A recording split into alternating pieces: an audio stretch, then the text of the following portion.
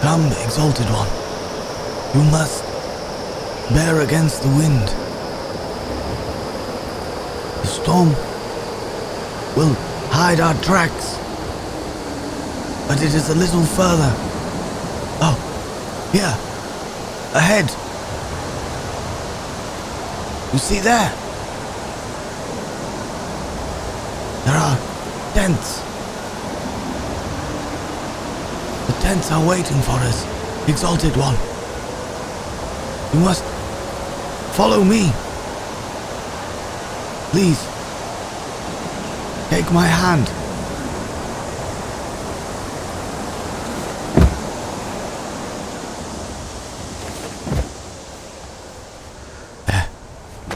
There, Exalted One.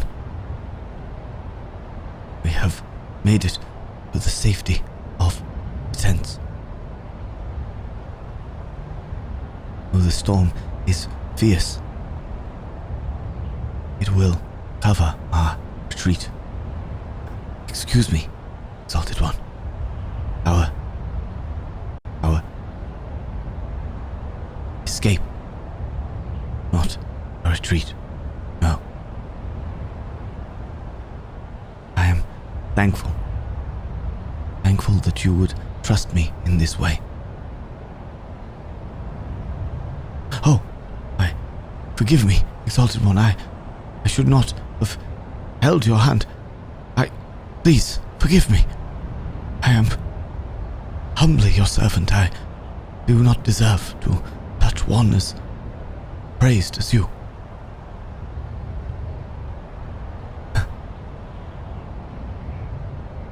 Your forgiveness is most gracious, but I am apologetic nonetheless. I should not have reached for you. I feared you would be lost in the storm. But I should have known better.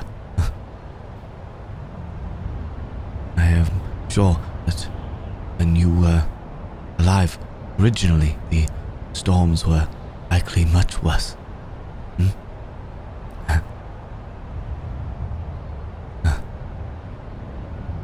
I see. Perhaps the sands of time have not affected the weather, so still.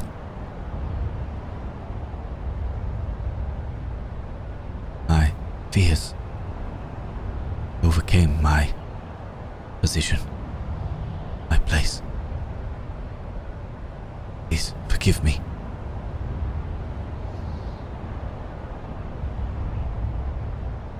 Yes. Well, here at least we should be safe. Safe for a while the storm passes. Safe to recuperate. So I assume that you would not require such things.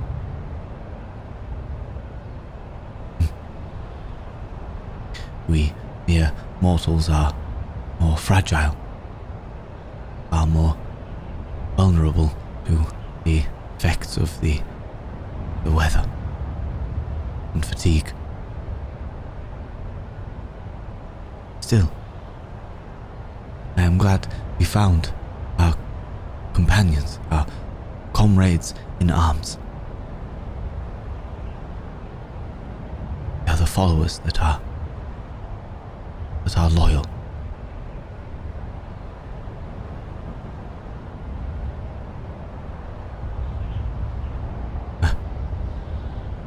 I see they have prepared some letters here.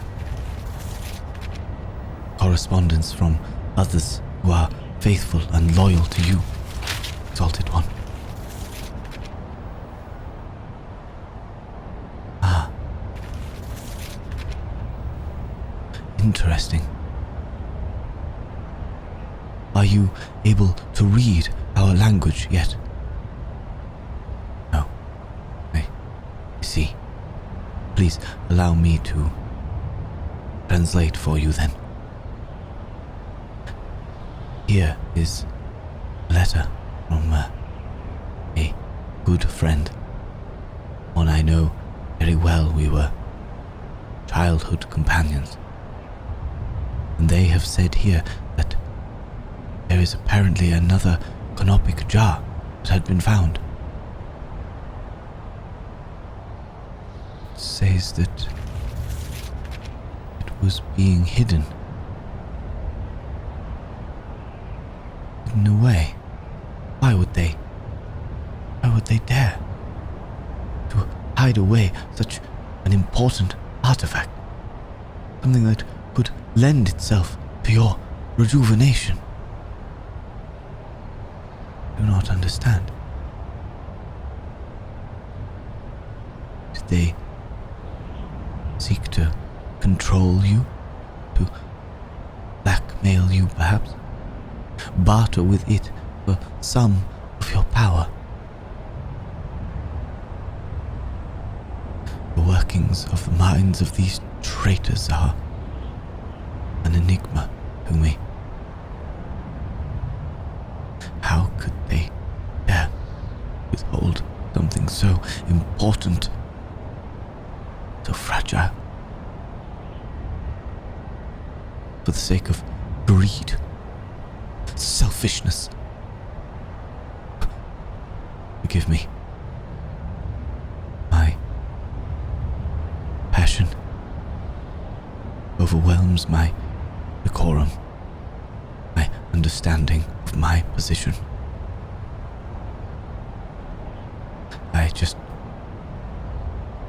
I feel so strongly, so betrayed. If it were a betrayal of me, I could understand. I could make sense of it. But to betray you, to turn against you, Exalted One, these who have pledged their lives to you, who have claimed loyalty, have they no honor, no dignity,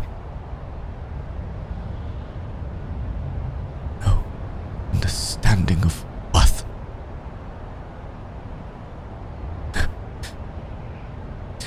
I must control my emotions. For anger and outrage have never been good companions of logical thought and reason. We must not act rashly, for rash behavior will surely lead to mistakes.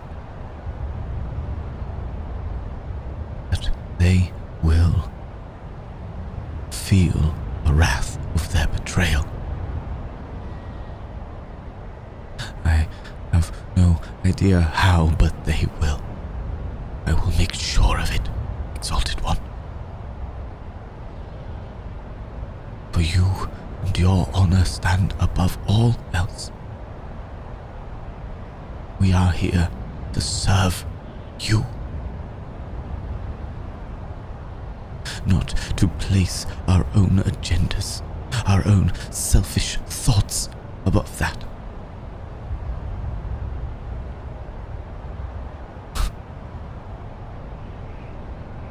Rational thought.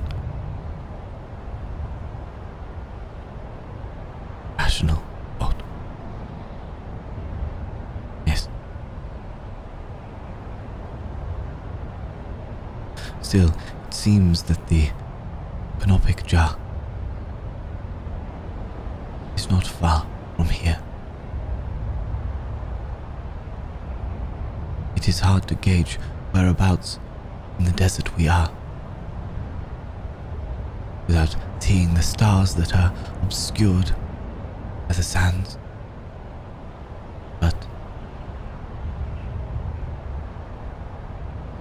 I believe this to be one of the nearby cities.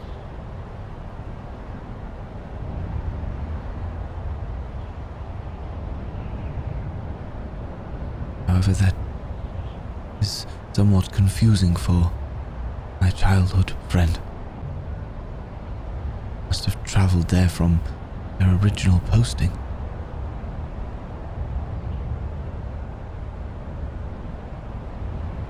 Confusing or not, I do trust them. And I trust in the information that they give. Their passion for your exaltation, rejuvenation, and renewal may even be more vigorous than my own. Still, we must be careful. I have no doubt that as the others learn of your disappearance, they will be keen to keep a watch for you, to keep a close eye out for your movements.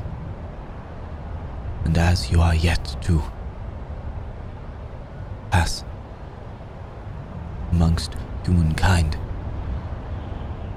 they may feel it is easier for them to spot you, track you down.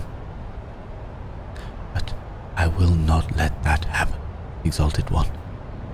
Believe me, I would rather die than allow you to succumb to their wills, their greeds. You are no puppet, no toy for their machinations of power.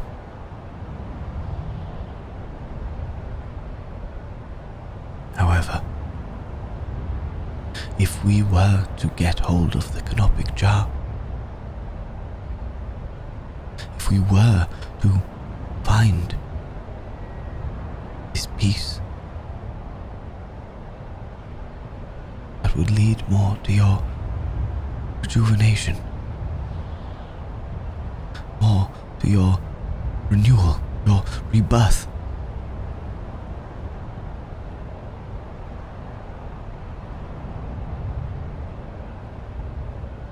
As much as it is a risk, I fear it is not one that we can pass up.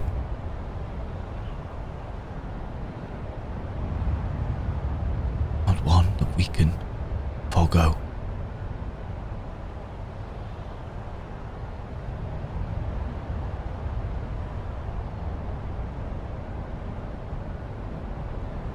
It will be,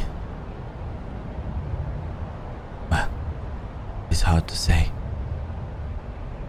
given that our position is somewhat unclear, but it should be approximately a week's journey between here and the city. Once there, we must find the location of this lair, this safe house of which they have stored this most prized of relics. If we are lucky, they may not be aware of our knowledge of it. They may not know that we know of its existence, and therefore we can push forward, progress with the plan. A plan, yes. First, we must get to the city. Then we must find somewhere safe to be while we investigate the surrounding areas. After that, we can look at a plan of attack.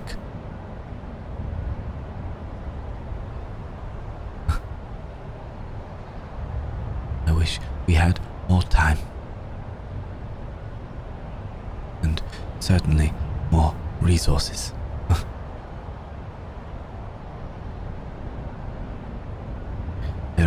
things in this day and age called guns. They fire metal like a sling would fire a stone, but at much greater rates and much faster.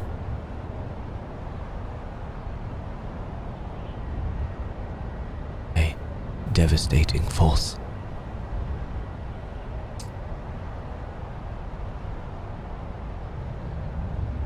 Not something easily achieved in this day, but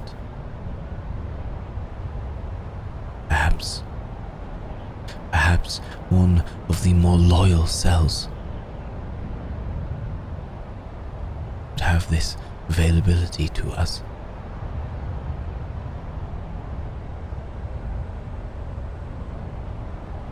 Perhaps one of the more loyal cells may have something that we can use.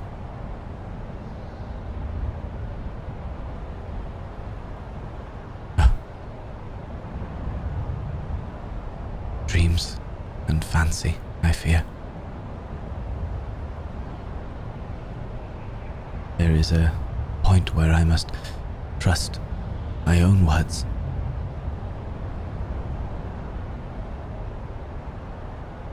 And not trust anyone. At least until we know who is trustworthy. Only then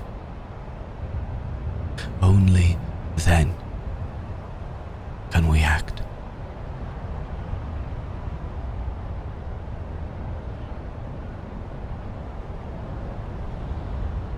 However, our main priority is your safety, Exalted One.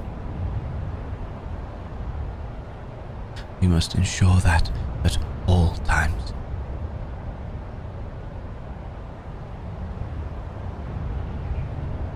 Though I fear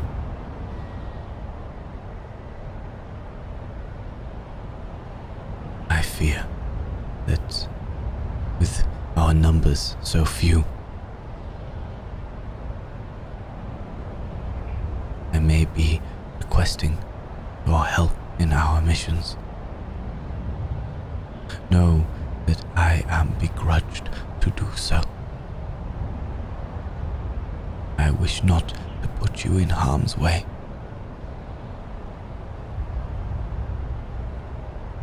I know you have experience of battle from your life. Experience of warfare and siege.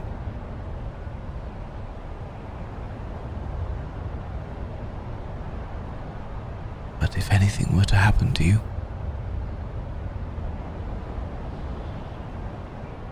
I fear my life would crumble away like the sands that blow around us. Still, beggars are not want or choice.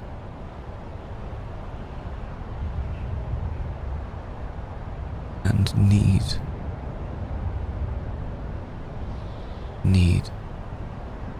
takes precedence over preference.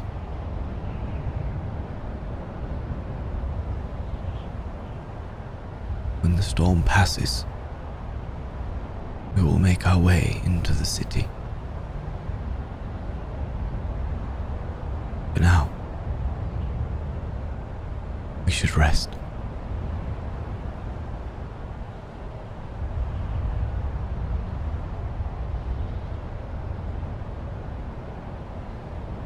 This was part 6 of The Worshipper, read by Eric Vaux.